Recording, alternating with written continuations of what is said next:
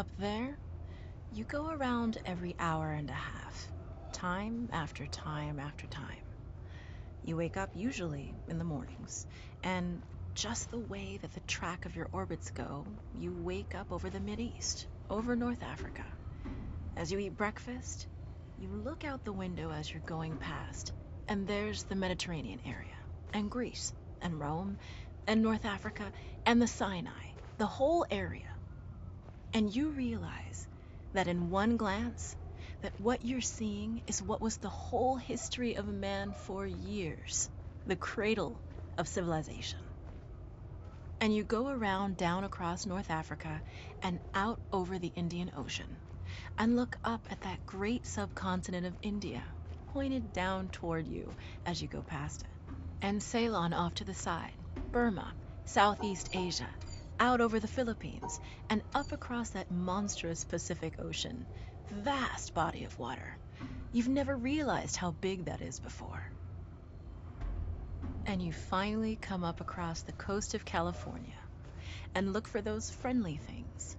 Los Angeles and Phoenix and on across El Paso. And there's Houston. There's home. And you look, and sure enough, there's the Astrodome. And you identify with that, you know? It's an attachment. And down across New Orleans, and then looking down to the south, and there's the whole peninsula of Florida laid out.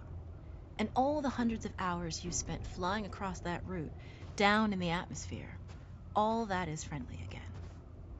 And you go out across the Atlantic Ocean and back across Africa. And you do it again, and again, and again.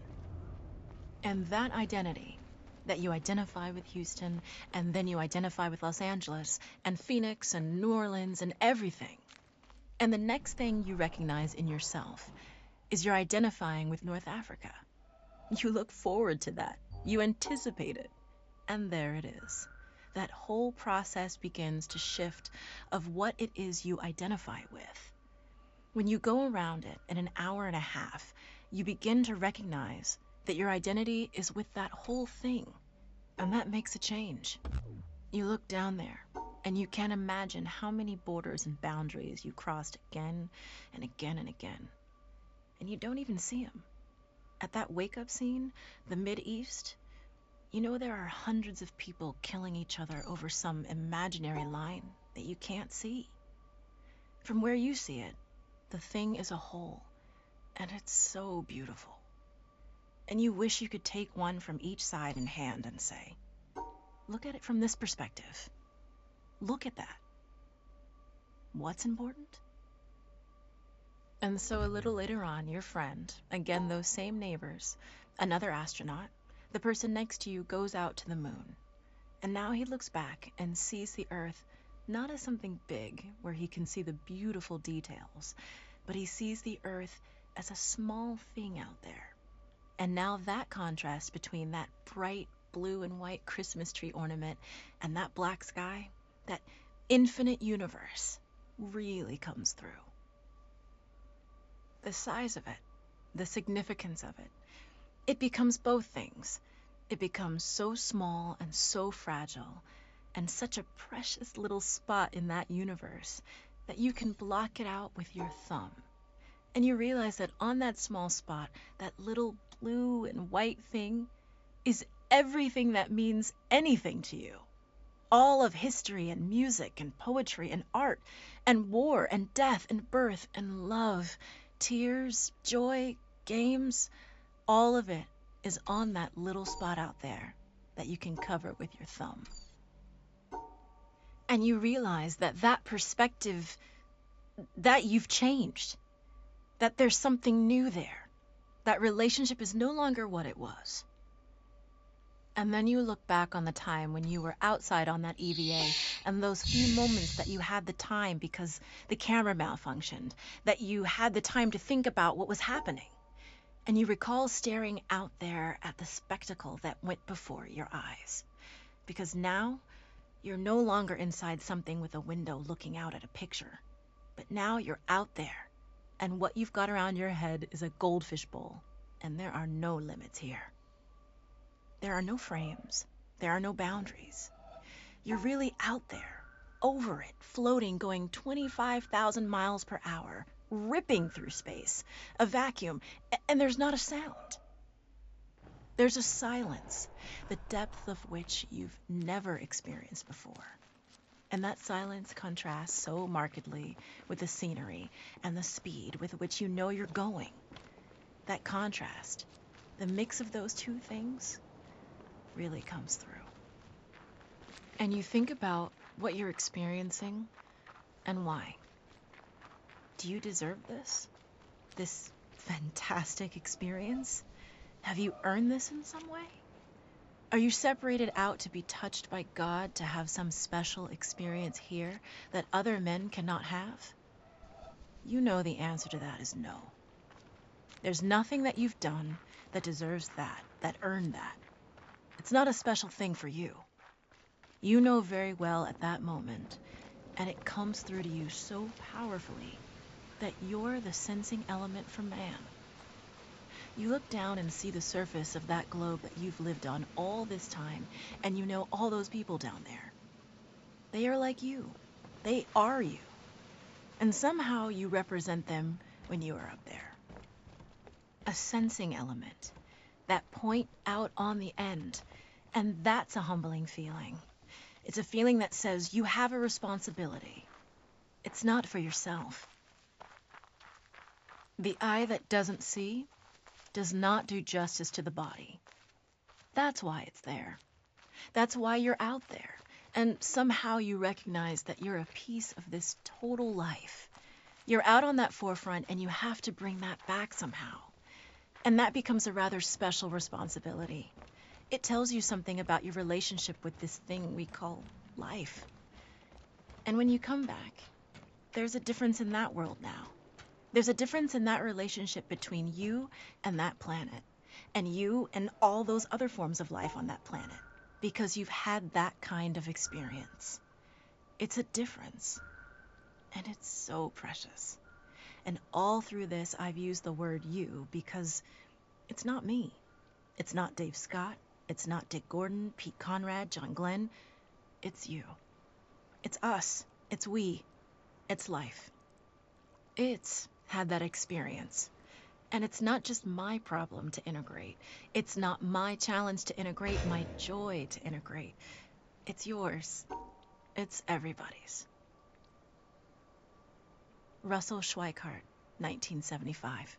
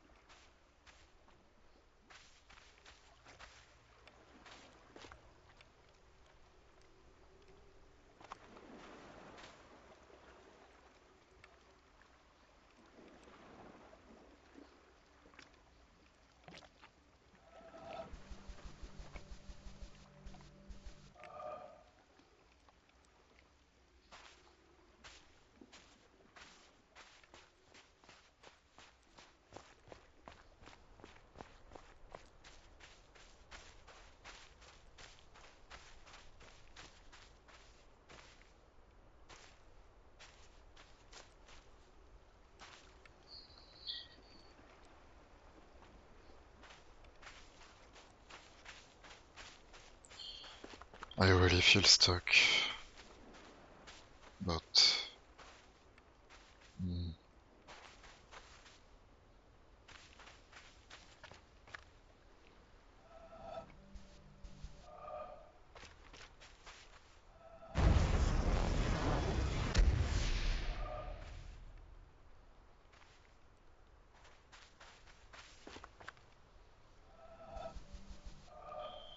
I suppose I now have to, instead of leaving a puzzle when I don't know what to do, to keep trying a bit more.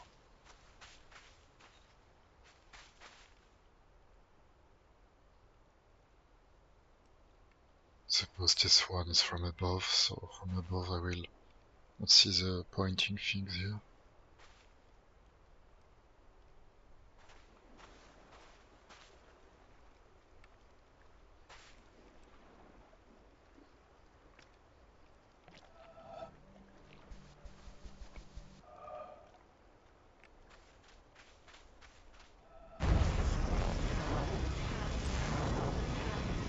I can't move at the same time.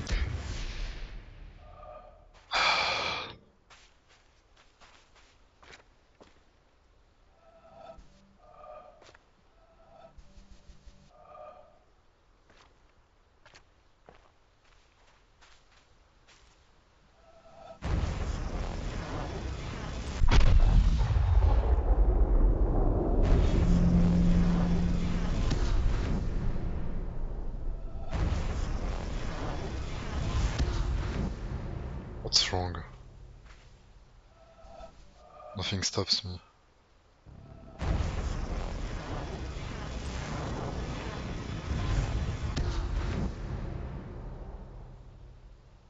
This is really weird that some things that are supposed to work don't work, like all the time in that game.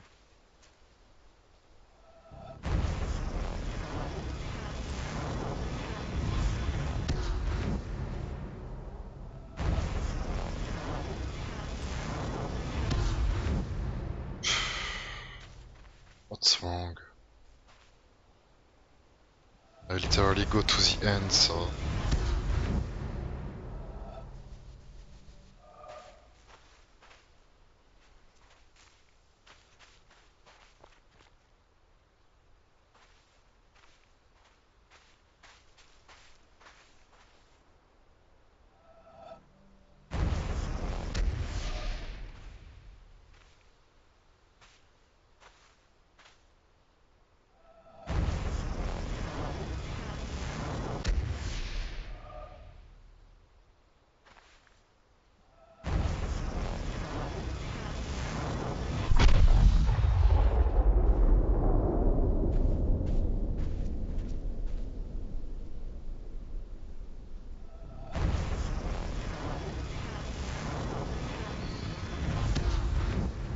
What is wrong here?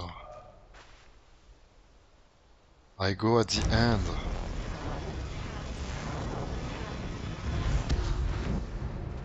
This is strange.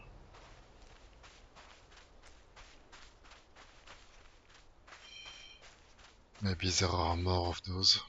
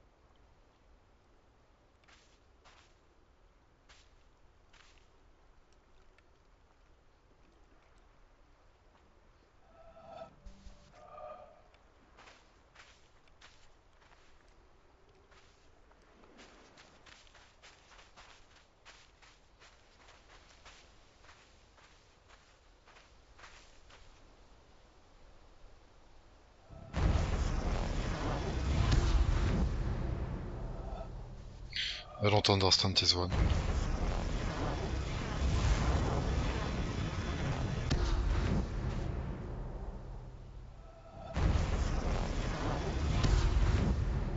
What does he expect from me here?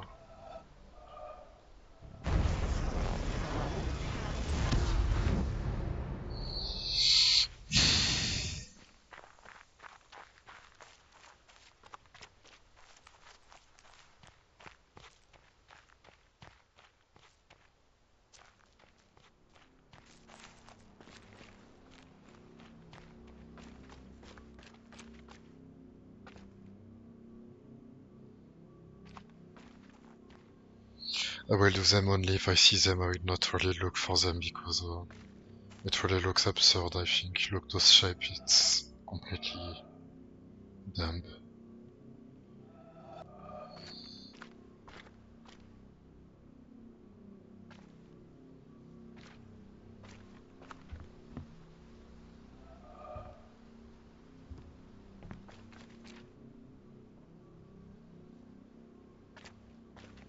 I wonder what it does if you find all of them. Maybe I will try to just do a single one of those black pillars to see what it does out of curiosity, but that will be it, because I think it's not interesting to do.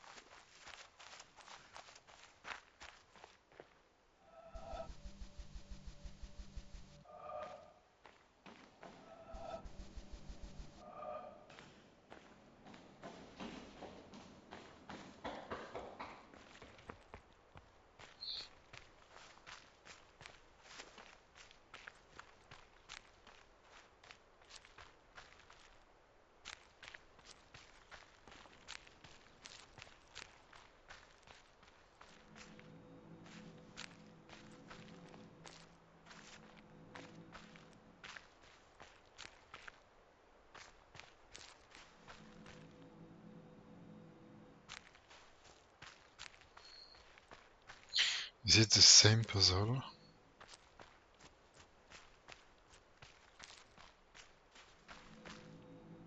No.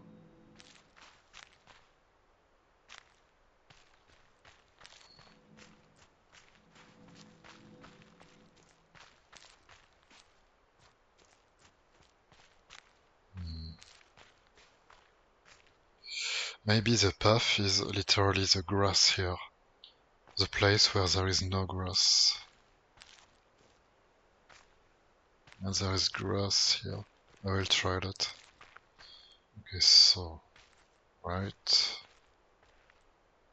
Right.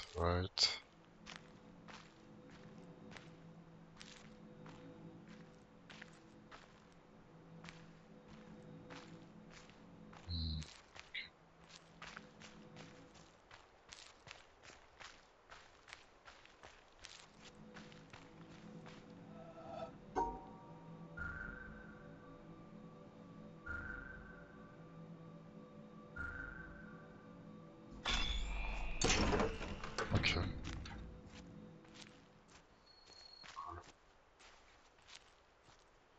Honestly, the clues were already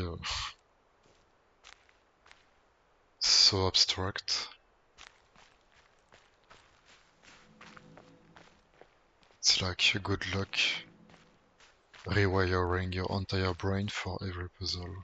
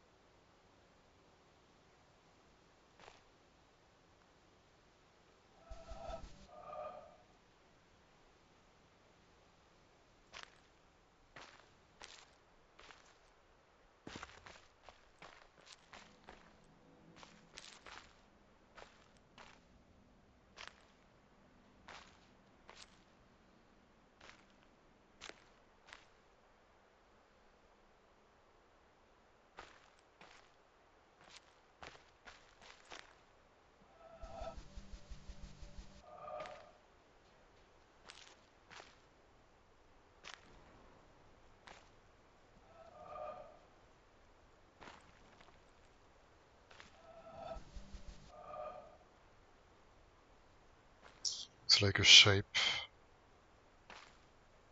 From where?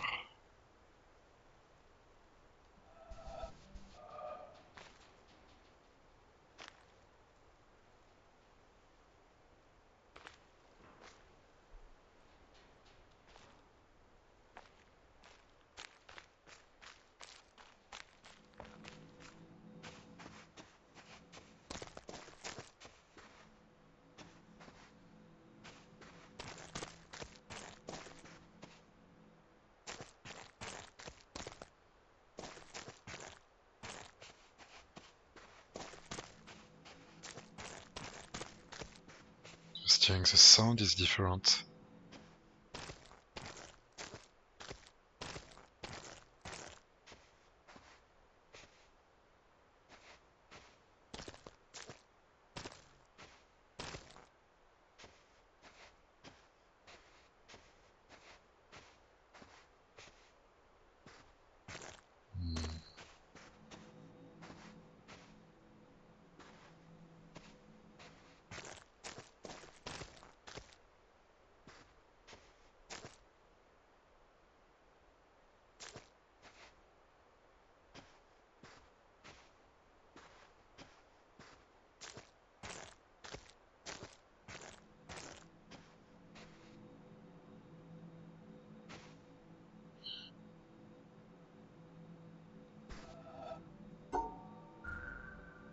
I don't remember.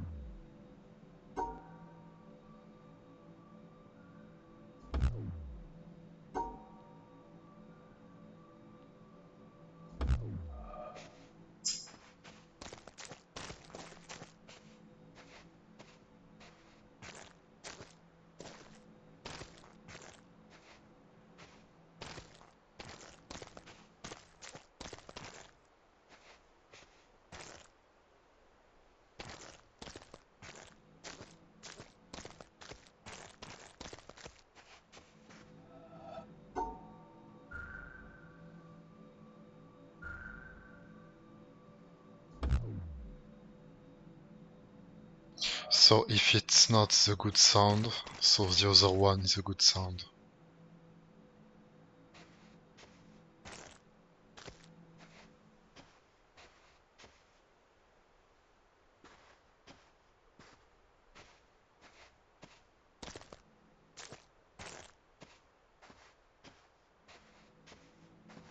Hmm.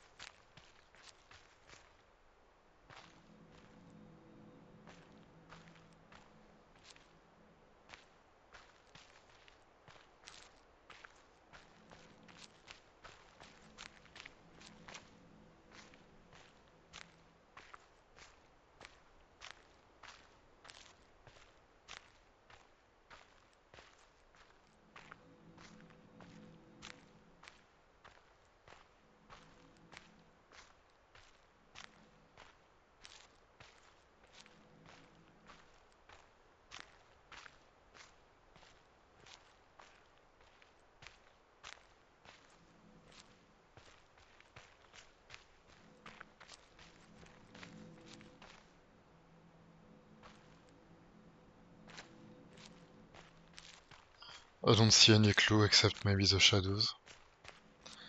But honestly, there are shadows everywhere. Just let's try.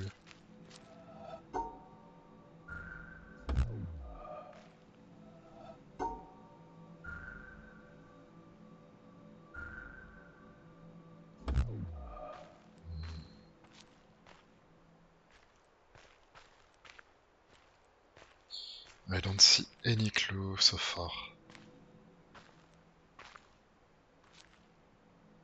Maybe from the top I can understand a shape or something.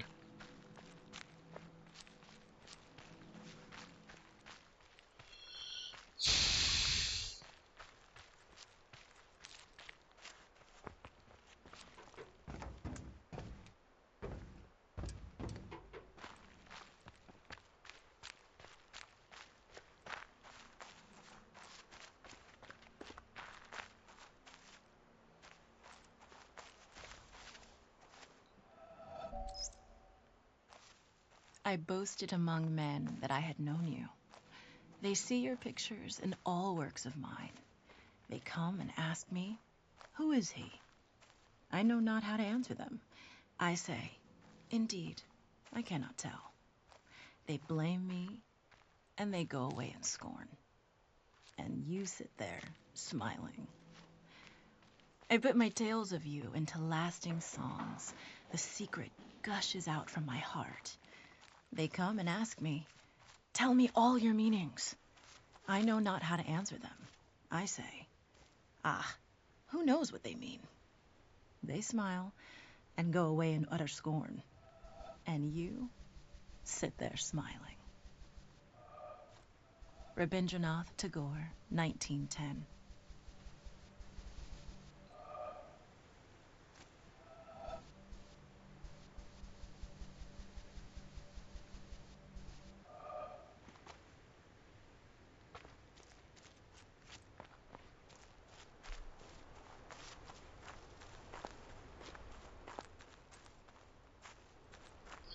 Okay, let's keep looking for clues. It's strange because I remember I was able to go at the very top of the tower to see everything, but maybe it's a false memory.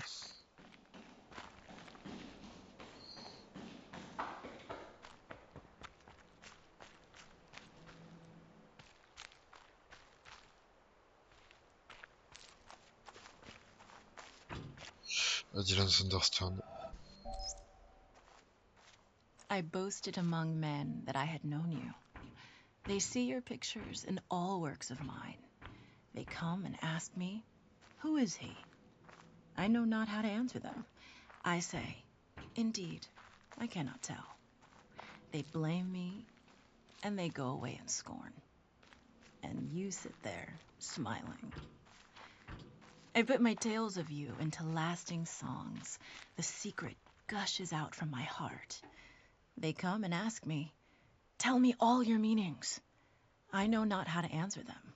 I say, ah, who knows what they mean? They smile and go away in utter scorn. And you sit there smiling. Rabindranath Tagore, 1910.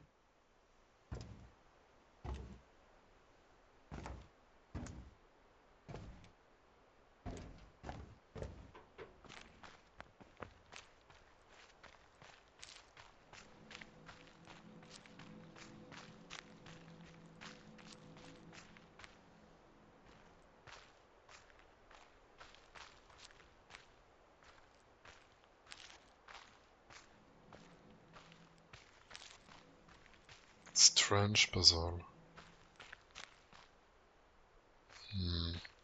Wait. Is it really the shape that is displayed? I don't think so.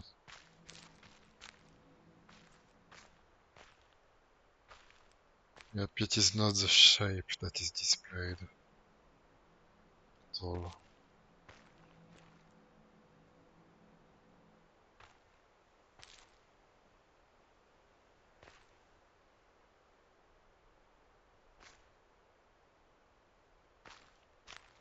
So I think I have to find a path It is matching with the map, with the reality of the map.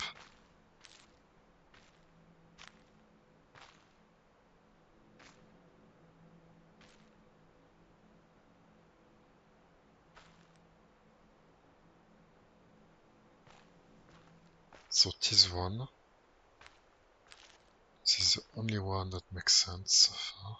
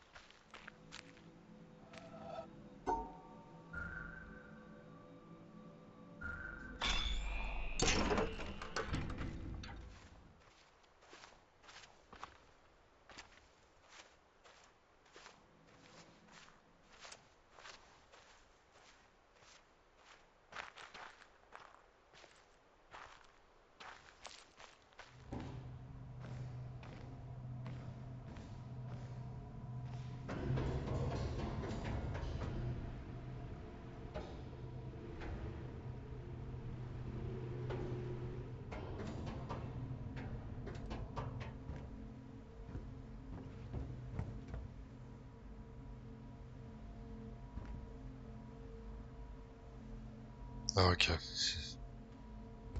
Funny. However, I have to remember every path I took.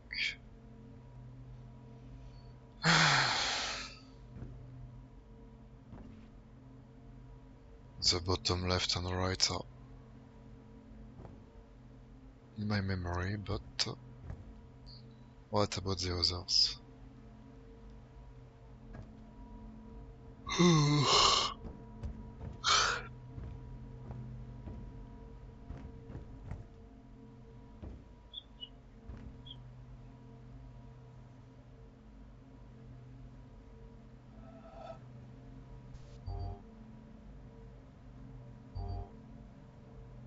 So I'm supposed to start here.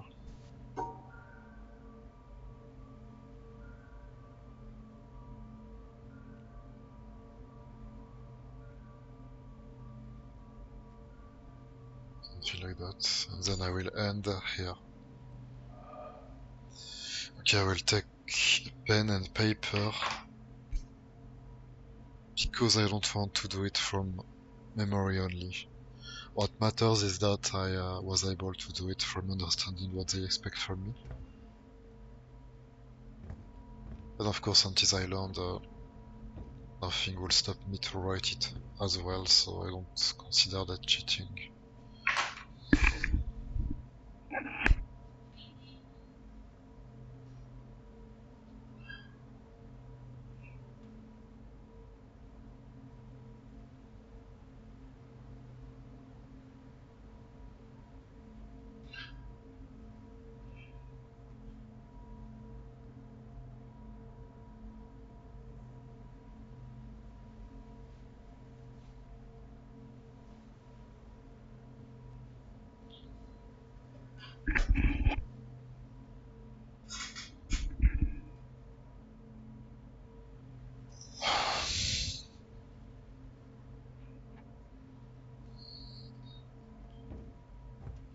I am drawing the thing.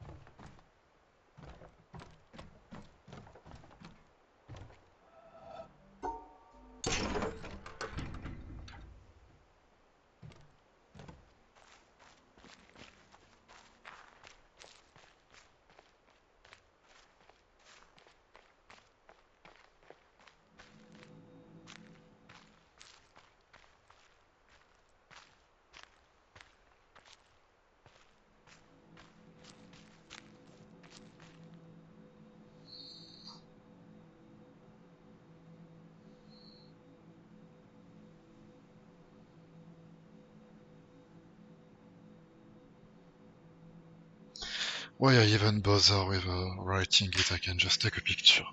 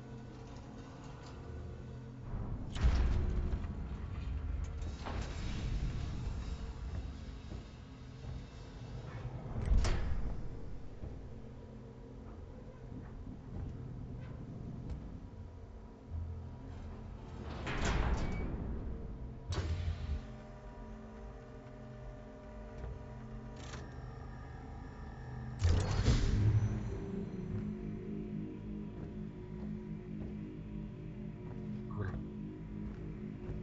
So what it does if I activate this one?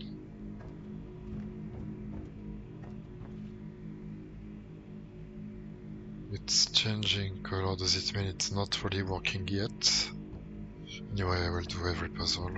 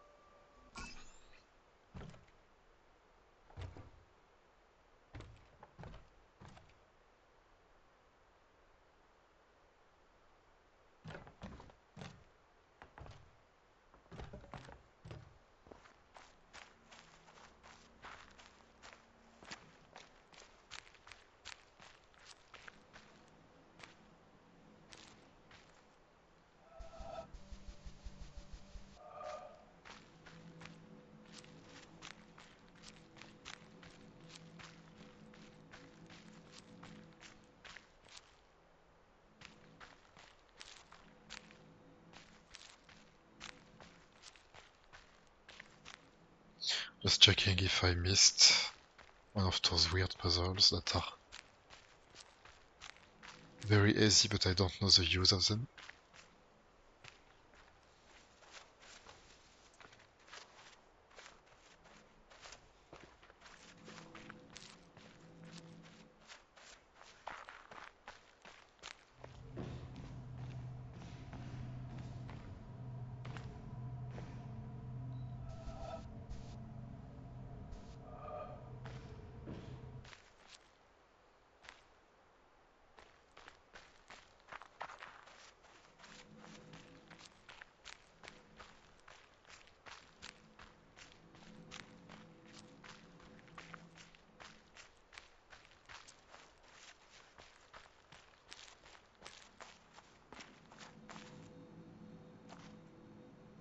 So this one was just about finding the real path.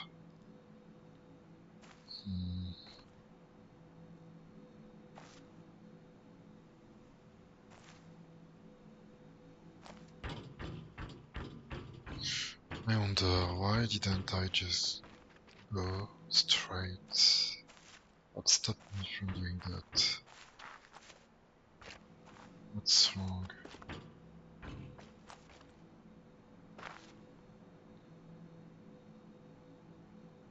Why? Maybe there was black things that I had to get back. No little dots that I have to take on the way. I see only that reason.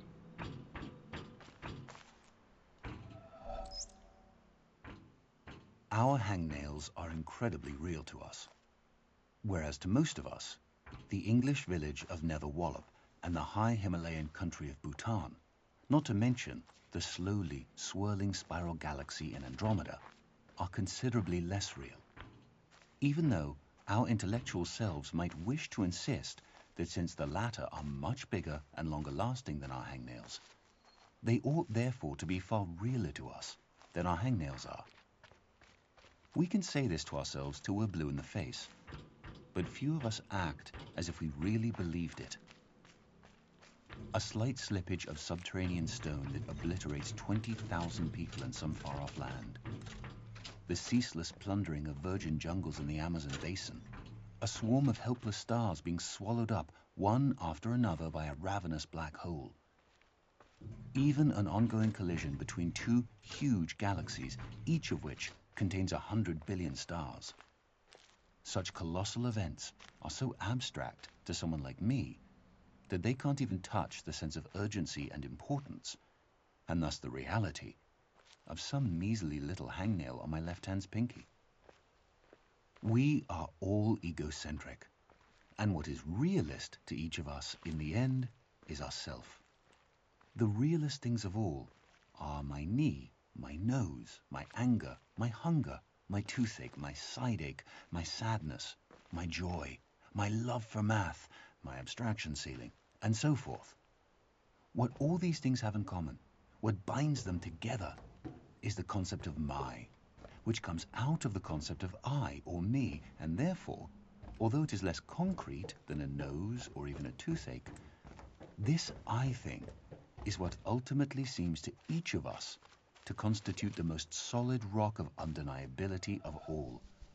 Could it possibly be an illusion?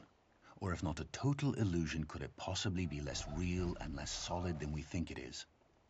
Could an eye be more like an elusive, receding, shimmering rainbow than like a tangible, heftable, transportable pot of gold? Douglas Hofstadter, 2007.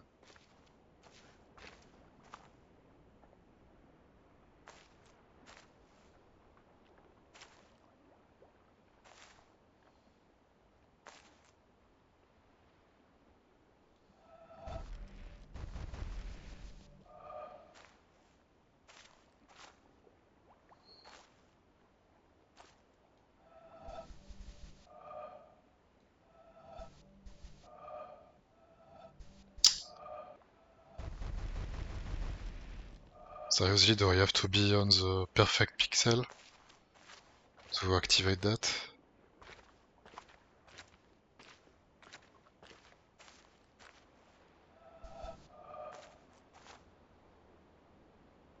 Can I move that? Because it's exactly on the spot.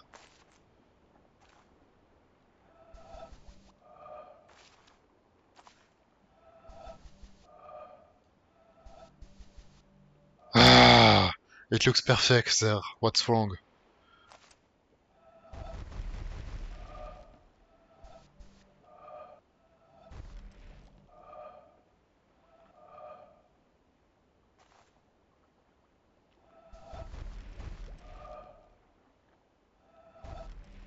It's really dumb, seriously.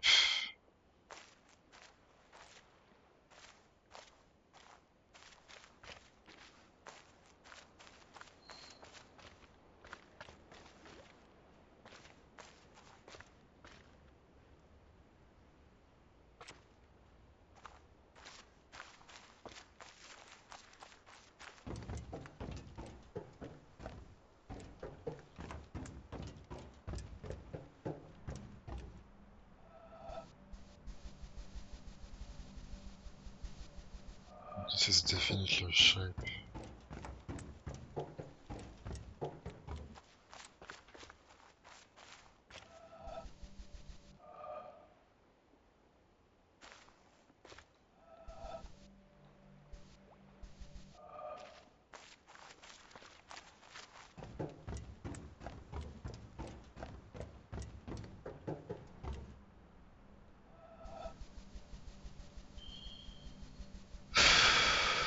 I'm really pissed by those things.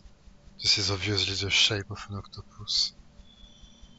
Is it what? Just an artistic thing, or is it meaningful thing? Why I can't activate it from here? Ah, so annoying, so annoying.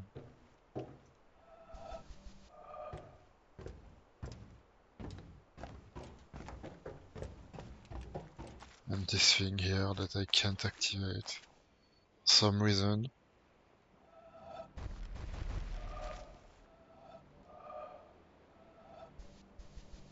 It should work there, it's perfectly well done, so what's wrong?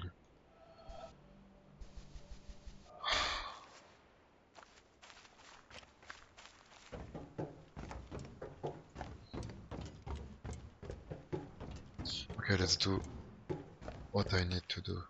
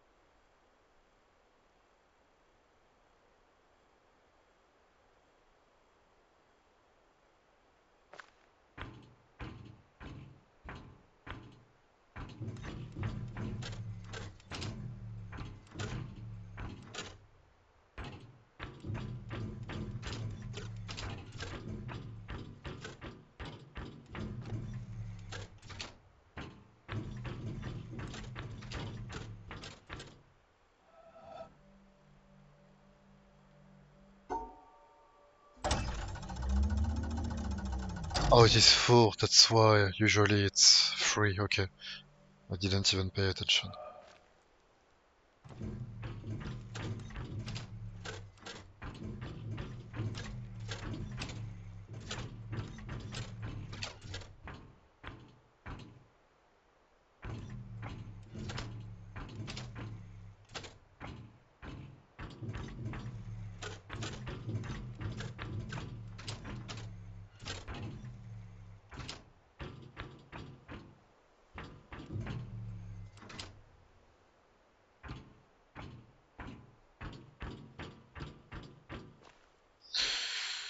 Yep, mistake.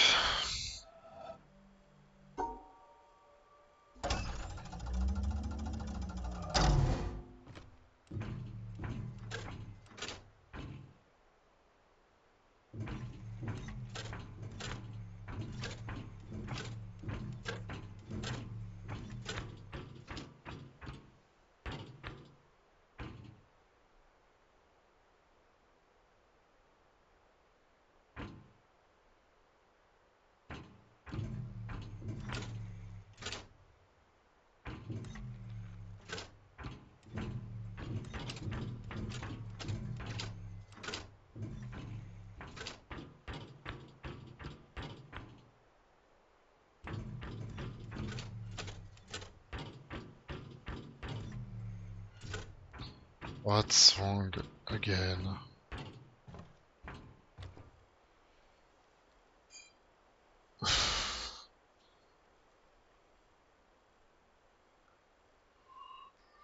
Why is it not good?